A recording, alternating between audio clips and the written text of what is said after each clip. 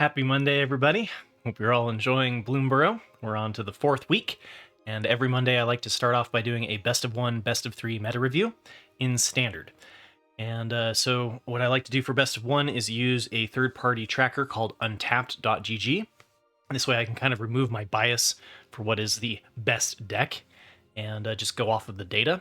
And this week, the best performing deck from Bronze to Mythic specifically was Mono Red Aggro. And if we compare this to the weeks I also like to cover the changes to the decks throughout the weeks. That way you can kind of get an idea of what is changing throughout the deck and like what's considered the core, what might be considered a flex spot in response to something changing in the meta. And what we see this week is no changes to the Mono Red Aggro. So this deck is largely figured out, and the basic strategy is Slickshot Show Off with prowess, cheap combat tricks like Might of the Meek, Monstrous Rage. You've got Shock and Lightning Strike to disrupt other prowess decks like the Rakdos Aggro and the Mono Red Aggro. You also have the Manifold Mouse, which can give double strike to your Emberheart Challenger or your Heartfire Hero, as well as giving them the Valiant trigger. And then Might of the Meek also gives you that +1/+0 if you control a mouse, and kind of replacing the ancestral anger that was that rotated away. And then you've got the Rockface Villages to give everything haste. As far as the matchups go, this one is particularly good at taking care of the Selesnya Rabbits, keeping them in check, but then struggles a little bit against the single point interaction from like Mono Black that can just destroy your few targets that you have. And then the next deck, Rakdos Aggro, is a number 2, and this one is doing a very similar strategy, but leaning into the Callous Sellsword to be able to fling. So it's a fake Rakdos. You really don't need the black mana, but you can do a turn 3 for 20 damage with 2 combat tricks with Slickshot Show Off, and then fling it for the, hit him for 9 and then fling it for 11. Cacophony Scamp and the Heartfire Hero hit for 3 times their power if you fling after they've dealt damage to your opponent. So this one also very similar to the other list, except for it doesn't have the shocks and the lightning strikes, so it doesn't have the interaction to stop other people doing the Slickshot Show Off if you're on the draw against the mirror match. But having a little bit more of a consistent turn 3 in that's what you're gaining the turn 3 to have a little bit less interaction. Oops, and I almost forgot the changes. There were some this week, so we dropped 1 copy of the Emberheart Challenger and 1 copy of the Fugitive Codebreaker to bring in 2 copies of the Manifold Mouse. Usually we saw this just being in Mono Red Prowess instead of the Rakdos because there's fewer mice synergies in general. But still, we do have the Emberheart Challengers, so there are some synergies in the deck for the Manifold Mouse. Curious to see how this one performs. And then we're also dropping 1 Black Cleave Cliffs, which is the Rakdos Fastland, in favor of 1 Mountain. And then the third performing list was Selesnya Rabbits. And so this was kind of, I was talking about the rock, paper, scissors of the best of 1 meta.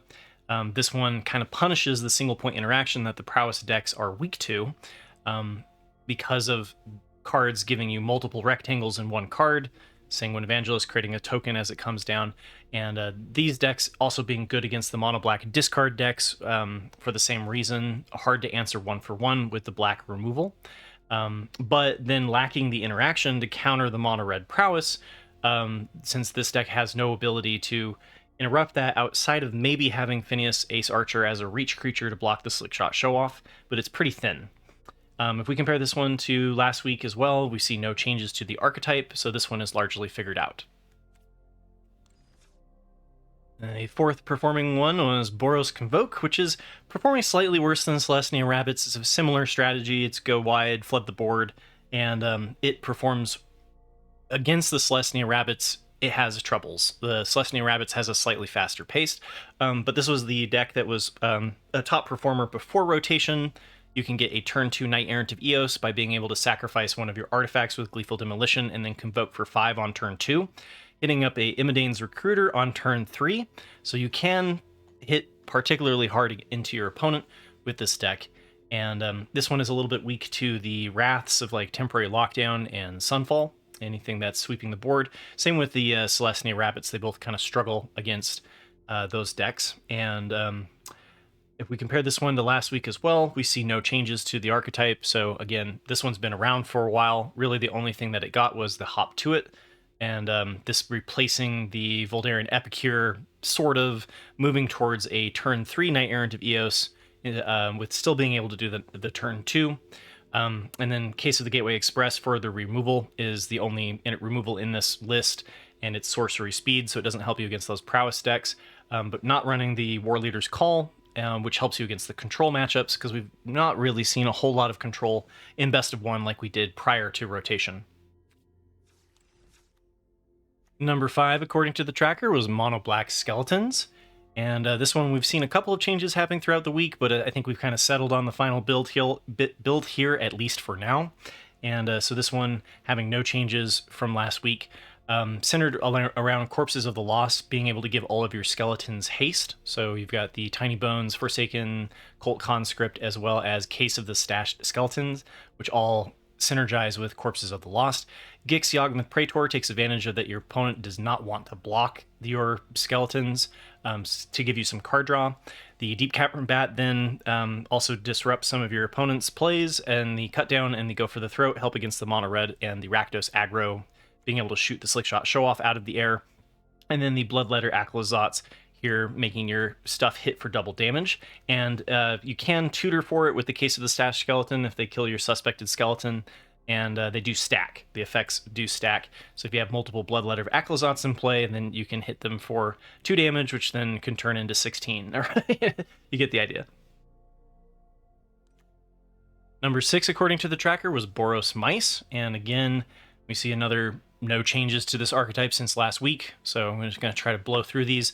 We do see some more innovation happening in Best of 3.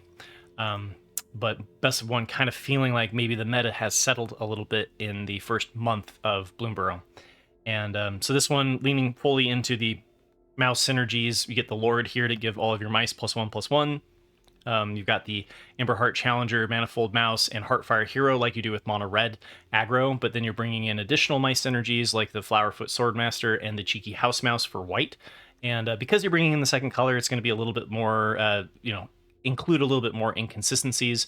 We've got the Raging Battle Mouse here to also works with the mouse synergies, and then Rabid Gnaw being able to trigger Valiant while also being a removal spell, and the Might of the Meek and Monstrous Rage helping you trigger Valiant as well. And then we've got the Rockface Village and the Lupine Village, which are the new lands that we got in Bloomburrow. This one helps you dig later in the game, and then this one helps you give your mice haste. Number 7, according to the tracker, is Mono Black Aggro. And so really the top 3 tier 1 decks are the 2 prowess decks and then the Selesnya Rabbits. Everything else is kind of in tier 2 land and is kind of rotating with each other. So we haven't seen Mono Black Aggro actually be in the top 8 since week 1 of Bloomburrow. And but it made it into it this week. And again, you've got the Cut Down and the Go for the Throats to really help kind of prey on the Mono Red prowess. As we're getting closer to a season reset here, I imagine we're going to see a spike again in the Rakdos Aggro decks. And so I think the Mono Black is going to be well positioned for that. And we do see some slight changes, although not really that much. From week 1, we see that they've dropped the 2 copies of the Mishra's Foundry to bring in the 2 Swamps. Again, not really coming up against a lot of control on the ladder, at least for the majority of the ladder. And so the Mishra's Foundry is not being worth the inconsistency of sometimes not being able to cast your double pit black cards. But the strategy for this one is, you've got like the Virtue Persistence for removing early threats. You've got the Gix's Command for sweeping. This is going to be your best hope against the Boros Convoke and the Selesnya Rabbits, which this deck kind of struggles with because you're really trying to answer a lot of your stuff, your opponent's things 1 for 1. You've also got the Billows Skull Dweller, which can block early pressure, and then the Dream Thief can chump block the Slickshot Show Off, but it's not perfect for sure. And so this one was number 7. And then number 8 is Rakdos Lizards, and this one, I think you do have the Cut Down and the Go for the Throat for this one, and so you do have a answer for the Mono Red prowess. this one I'm still not 100% sure on the matchups with the Rakdos Lizards. I do remember briefly looking at it, but it has some bad matchups and some good matchups. When you're having less of the bad matchups, then it starts sneaking into the top 8, and then it kind of falls out.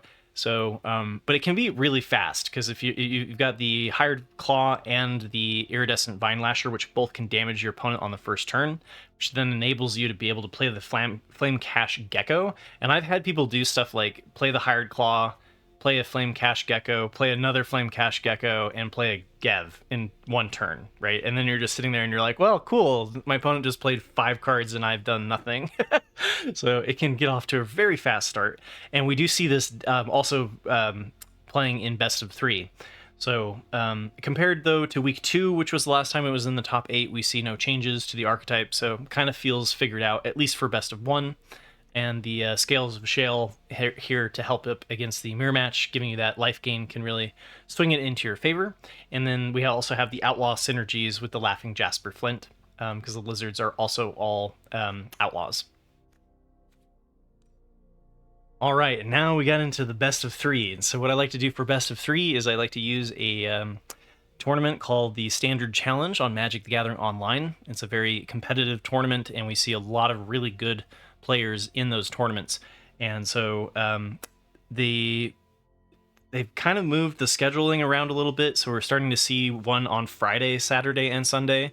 And before we were seeing 2 on Saturday and 1 on Sunday. And actually last week I think there was 4, and I just covered 3 of the 4 because I didn't cover the one on Friday. So this week what I'm going to do is I'm going to cover the one on Friday, Saturday, and Sunday. So we can talk about the 3 top 3s. And the first place winner was Azorius Convoke. The reason why this is called Convoke, by the way, is because like Azorius Artifacts is already taken and Azorius Tokens is already taken. So it's kind of like, some people call this one Azorius Cookies, even though there's no cookies in this list. It's doing a similar thing that the Simic Cookies strategy was doing, which is animating artifacts with the Zoetic Glyph. And then you've got like the Subterranean Schooner to help push damage through with your evasive flyers that also give you the artifact for the Spyglass Siren. And so this is kind of the go-wide strategy of best of 3. You don't really see Selesnya Rabbits in the best of 3 tournaments. And so this one, we've seen Azorius Convoke before in the top 3 back in week 2. And we've seen a couple of changes. So we've dropped 1 case of the Filched Falcon, which creates the clue token. We dropped 1 copy of the Destroy Evil, which was, I think, a tech card against Boros Convoke, really. And then Spring-Loaded Saw Blades, which is the instant speed interaction for the deck. And instead we're bringing in 3 copies of the Case of the Gateway Express to give us some more pointed removal, as well as help pump the kind of go-wide theme of the deck. And as far as the best of 3 sideboard goes, there's no changes from week 2. Number 10 is Rakdos Lizards by Darkvulpine. Took down 2nd place on Friday. And this is the first time that we've seen a top 3 finish. We've seen lots of top 8 finishes by Rakdos Lizards, but this is the first time that it actually got into the top 3. And so we'll call this one a new archetype, although it's been around for a while. And it's very similar to what is happening in the best of 1 builds. So we don't have the Scales of Shale. Instead, we have the Lightning Strike for a little bit of interaction. We have the Deep Cavern Bat, which is the only non-lizard that...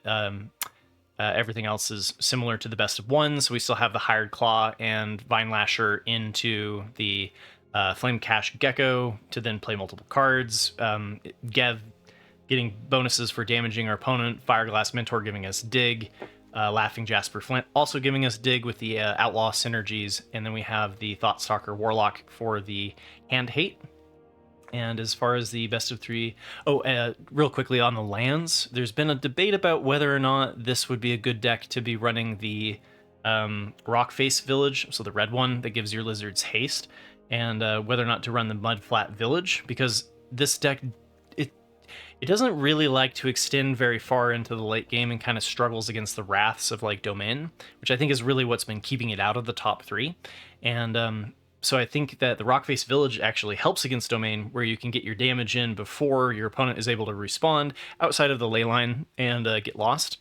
And so we're curious to see if we're going to see more of the Rockface Village Kind of depends on whether or not Domain spikes, because Domain's been heavily countered by a whole bunch of Dimir Midrange coming into the tournament.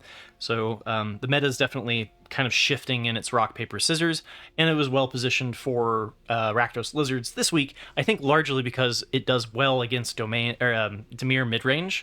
So the Dimir Midrange was there to counter the Domain, and then the Rakdos Lizards is a good matchup against Dimir Midrange, and was able to beat that out. So as far as the best of 3 sideboard goes, we've got a whole bunch of interaction with the Cut Down, Duress for Hand Hate, 4 copies, 2 copies of Go for the Throat, or yeah, just being able to bring out, especially against like Gruul aggro, really nice to have that single point interaction. Glistening Deluge for the Azorius Convoke, sometimes Boros Convoke is still around too. And then 4 copies of the Urbresk's Forge. If we are up against one of those decks that's pretty good at wiping the board, breaking apart our early game, especially Black struggles a little bit with artifact hate, and so we can play the 4 copies of the Urbresk's Forge to overwhelm our opponent eventually. Worse against the aggro matchups where Forge takes a little while to get going. And speaking of aggro matchups, we've got the Gruul aggro by L1X0, which took down 3rd place on Friday. And if we compare this one to, I think it was last week, I might be wrong on that one, but we can see that they dropped the 1 Manifold Mouse and brought in 2 copies of the Slickshot Show-Off, and dropped the 2 copies of the Hard-Hitting Question to bring in, and to also cut 1 copy of the Snakeskin Veil, as well as 1 copy of War Squeak, to bring in 3 copies of Shock. So also giving us that instant speed interaction to help, I think, against other Gruul aggro decks, as well as Dimir Midrange. And dropped the 2 copies of the Rockface Village. Again, I think this one kind of points to maybe there being less sweepers and less Domain in the tournament on Friday. And instead just running Mountains over the Rockface Village, which helps us cast our non-creature spells like the Shocks and the combat tricks. So as far as the best of 3 sideboard goes, we've got we ditched the 2 copies of the Case of the Crimson Pulse and 1 Obliterating Bolt, as well as 1 Pick Your Poison, which is particularly good against Domain, so another sign there, and 1 copy of Witchstalker Frenzy, to bring in 2 copies of the Scorching Shot, and 1 copy of Snakeskin Veil in the sideboard. So if your opponent is running a lot of instant speed interaction, like against the the Rakdos Lizards deck that we just covered, they're sideboarding into a bunch of interaction, you bring in the Snakeskin Veil, and also bringing in the 2 copies of the Tectonic Hazard. We saw this one dropped last week because of there not being as much Boros Convoke, or Boros Convoke not doing as well against all of the Domain in the tournament. So Tectonic Hazard helping us against that, the board flood strategies. So you'd bring this in against Boros Convoke and Azorius Convoke. And speaking about Convoke, there's also Jeskai Convoke, which took down 1st place on Saturday by Manny.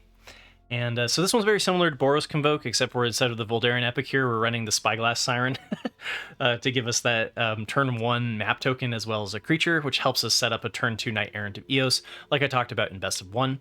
We do see the War Leader's Call being played in the Best of 3 list, because control is more common in Best of 3 than it is in Best of 1, where you don't have the Hand Smoother.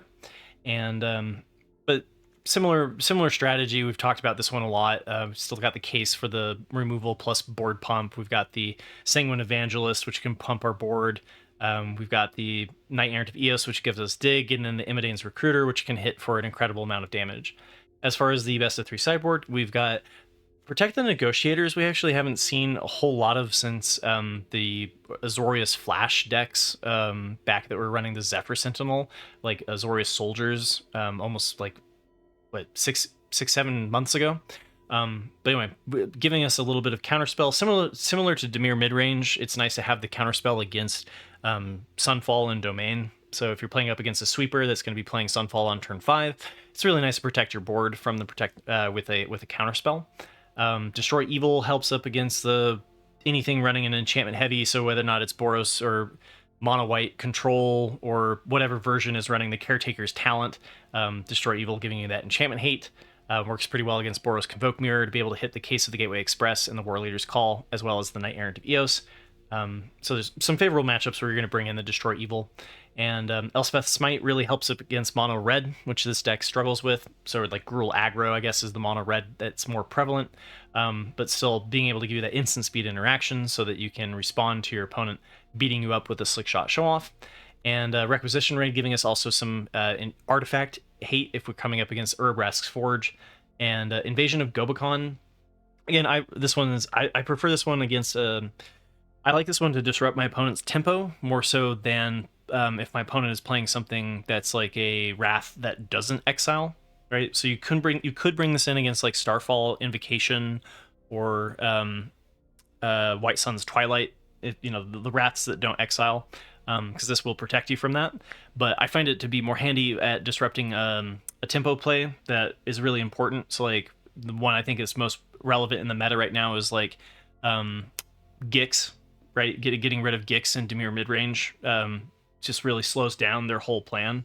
So kind of a 2-for-1 tool that people like to use, the Invasion of Gobakon. And excuse me. And then we have 2 copies of the Witchstalker Frenzy, again giving us that kind of instant speed interaction if there's a problematic blocker that we need to remove. And second place was a Sultai Midrange by Kritsha13, and this one's also a new archetype. So it's almost mono black, and then like with a little bit of blue, bringing in for like Lasav and Urtai Resurrected and Vryn the Relentless, which is a new card that we got in Bloomburrow. Which this card, if you're attacking your opponent with interaction, if their opponent's creatures are dying, this card can get out of control really fast. And then we're bringing in the green. The only green that this is really here for is Glarb Calamity's Augur, outside of the potential to bring in Glissa in the sideboard. And so this one, 2/4 Death Touch, just like the stat block off of the Preacher of the Schism. It gives you a little bit of late game dig. So you can look at the top card of your library at any time, and then you can cast spells that are mana value 4 or greater, or play lands from the top of your library.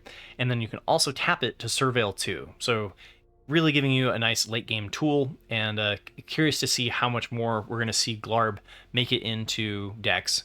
But we've got the Disruption, like Cut Down, Duress, Go for the Throat, Caustic Bronco, which can put a lot of pressure on your opponent as long as you're able to curve into being able to saddle it, which this deck struggles a little bit. You don't have the Gix on turn 3, so you're going to be going for value instead of trying to ping your opponent.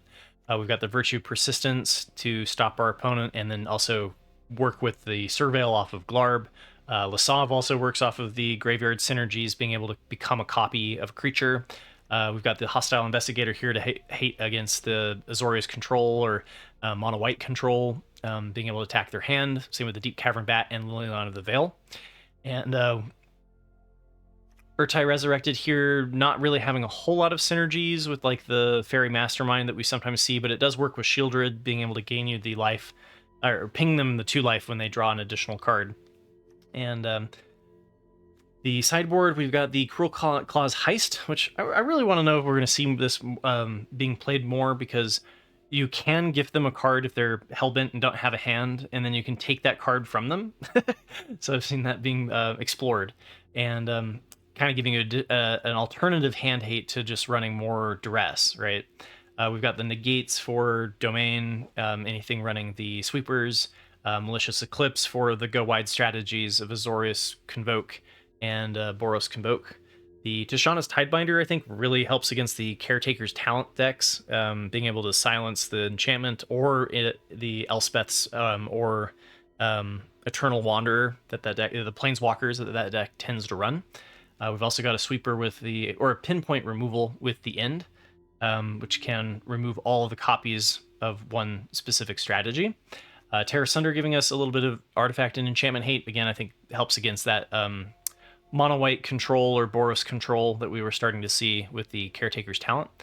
Glissa Sunslayer, similarly, really great tech against that deck strategy, giving you that enchantment hate, and then being able to remove 3 counters from a Planeswalker every time that you're attacking is pretty excellent.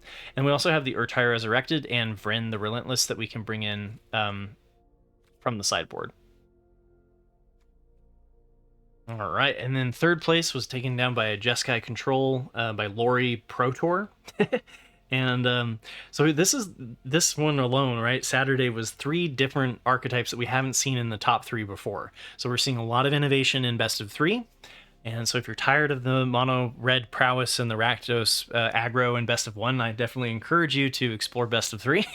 And so this one is similar to Jeskai controls that we've seen in the past, using the Caretaker's talent to kind of give you that card draw that we kind of lost with Wedding Announcement, and running the Ral Crackling Wit, which can give you alternative win conditions of being able to storm off with your Lightning Helix. The pro of the Jeskai control compared to just Azorius control is that you're bringing in the red for the single point interaction against your opponent's creatures, which generally makes you worse against other control matchups. And because we haven't been seeing a whole bunch of control in the meta, I think that positions Jeskai well if you're, blowing up lizards with your red removal. The downside is that you do typically run fewer counter spells, so this one not running the No More Lies, and just running the 3 steps ahead, which is great if you're not up against like the battle of who has the most counter spells. Chromos Sheet Shark helps against the go wide strategies. Every time being able to get those incubator tokens can kind of help you keep up with the Jeskai Convoke, whatever Convoke deck, right? Get Lost gives you that enchantment hate and planeswalker hate for Caretaker's talent. Sunfall gives you the wrath for any of the board-centric strategies, and then Season of the Burrow can... I like the versatility of this, right? Like, you can just play this out as 5/1/1s. Sometimes that's the right thing to do, just to be able to block forever. But you can also bring back something with an indestructible counter on it. So Chromos Seed Shark with an indestructible counter on it seems pretty nice. And as far as the sideboard goes, we've got 3 copies of Negate for the control matchup, Tishana's Tidebinder for the control matchup with Caretaker's Talent, Bays of the Bounding Spring against any of the aggro decks, Rakdos Lizards, Gruul aggro, etc. This giving you a lot of really great mid-range value. A Braid is coming in here for a little bit of artifact hate, specifically against the Urabrask's Forge, and then Temporary Lockdown giving us a alternative answer if we need something a little bit faster for wiping out the board. Good against the token decks. And we have an additional copy of the Season of the Burrow. If our opponent isn't very good at exiling, right? So if they have an answer to an indestructible, then you wouldn't want to bring in the second Season of the Burrow. And now on to Sunday's tournament. And I apologize for this glitched box. I hope I haven't hid too many cards with it. I hope Wizards fixes it soon. Sunday's tournament, we see a first place by the Gruul Prowess by L1X0, so same as the previous day. But we do see some changes compared to the list that he ran on Friday, and so we see that they bumped the Manifold Mouse up to a full 4 copies. Also brought in 1 copy of the Voldaren Thrillseeker, which is the card behind the orange box, and dropped a Demonic Ruckus and Innkeeper's Talent and Witchstalker's Frenzy to bring in a 4th copy of Shock. And also dropped 1 Forest to bring in an additional copy of the Restless Ridgeline. And but otherwise a very similar strategy to what I covered earlier. And the best of 3 sideboard, we also see a slight change, dropping 2 Obliterating Bolts for a 3rd copy of the Tectonic Hazard, to counteract more of the go wide strategies, and then a additional copy of the Witchstalker Frenzy for a little bit of single point interaction. Second place was taken down by Jeskai Convoke by James Z, and we're going to skip that one because it was the same exact list as the one that I covered by Manny. So very Boros Convoke with the Spyglass Siren, basically, and same sideboard as well. And in the last deck that we'll cover this wonderful Monday is Dimir Midrange by Gasman48. And so this one took down 3rd place, and we can see that compared to the list that everybody was using that was like Mogged took down 1st place with last week, we can see they dropped the Malcolm Alluring Scoundrel. Again, I like that card more against control, and we're not seeing a ton of control in the meta. But bringing in 2 copies of the Tishana's Tidebinder, again, which works pretty well against the I say control, and there's now new strategies within control, right? So mono white control, which was Boros control before that, and has kind of evolved into that Jeskai control that was then running the. I should just call it talent decks, right? Like the Tishana's Tidebinder is really good against the Caretaker's talent decks, whereas the Malcolm Alluring Scoundrel is better against the more traditional Azorius control builds. But we're dropping a Shoot the Sheriff and a Gix's Command to bring in 2 more copies of the 3 Steps Ahead. And so Dimir Midrange's strategy is really to prey on the decks that struggle against the early interaction that might be relying on a sweeper like Temporary Lockdown or Sunfall. And so like Domain, right? And to an extent what we just talked about in the deck with the Jeskai control build, right? So you're kind of preventing the wraths with your counter spells, giving you that edge. And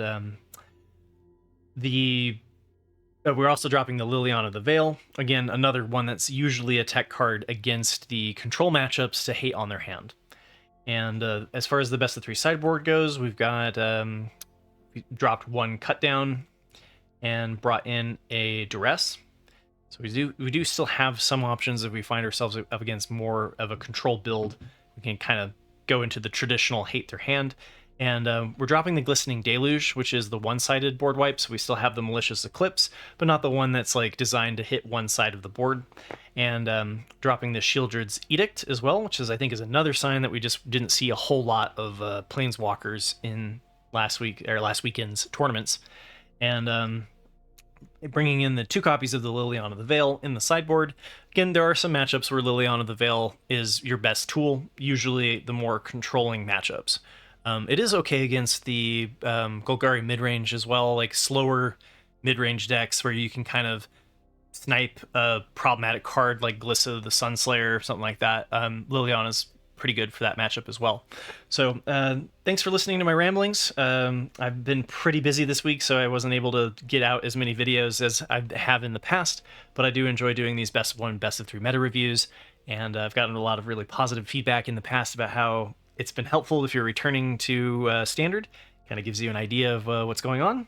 And so if you're new here, welcome to my community, and you can always count on at least 1 meta review happening on Mondays, and then sometimes more. Tomorrow I'll do my best to do the community deck techs. We did get some good submissions for that.